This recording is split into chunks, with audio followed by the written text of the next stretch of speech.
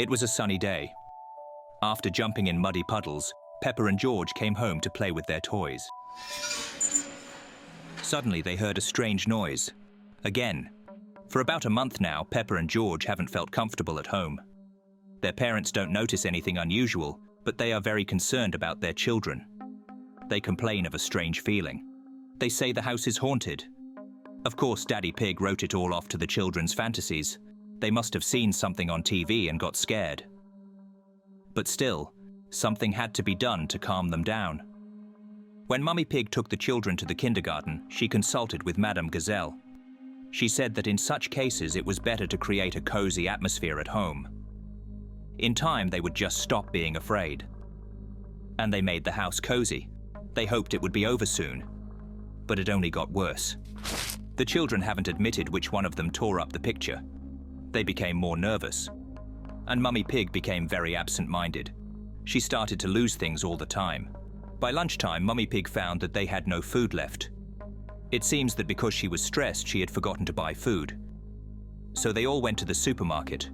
But when they got home, they found that all their knives were missing. They couldn't find them. Daddy Pig used to notice some strange things, but didn't pay much attention to it. But now he thought about the mystical nature of what was happening. They went to bed. Daddy Pig lay thinking about this situation, until the sound came from somewhere in the hallway. His insides clenched and he looked at Mummy Pig, but he went out into the hallway anyway. It was a fallen picture. Nothing out of the ordinary. He went back to his room and fell asleep. While Daddy Pig was at work, Mummy Pig went to see Madame Gazelle's sister. She said she could help.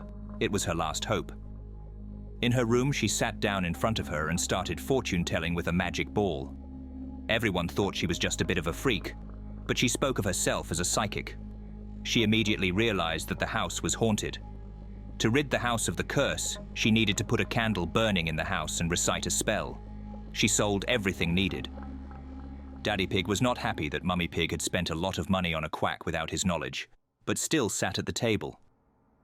Hiplin, Fungly, T, Diptok, Keplid, C, Dungay, Stumpf. George cried out, extinguishing the candle.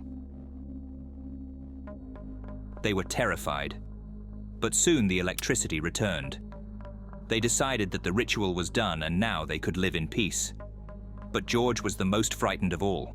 He even refused to eat. Everyone went to bed, but George couldn't sleep.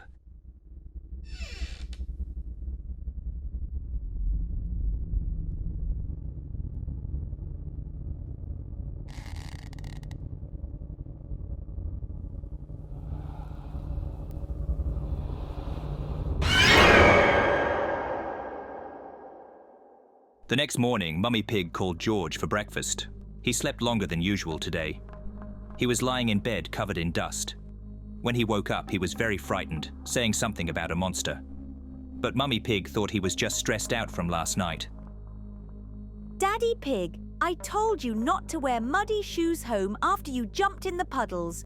You got the carpet all dirty. What are you talking about? It's a long time since I jumped in muddy puddles. It must be Peppa. Daddy Pig took the kids to kindergarten and went to work. But when he came home with the children, he found that no one was home. But Mummy Pig had to be here. He called all the neighbors, but no one knew where she was. Mummy Pig never left without telling. He called the police. That night, Daddy Pig slept in the room with the children. He still didn't fully believe in the existence of ghosts, but his children were very afraid to sleep alone. He woke up early in the morning. He didn't sleep well on the floor, and all night he had some kind of eerie buzzing in his ears. He tried to call the police to see if any clues had turned up, but his cell phone was low on battery. He went to another phone, but that one didn't work either. None of the electronic devices were working. The power was out in the house. The electrical panel was in the basement, probably a problem with it. He opened the door and started downstairs. Until suddenly, he heard a groan. It was Mummy Pig trying to call for help. Daddy Pig was shocked. He peeled off the duct tape and she started talking.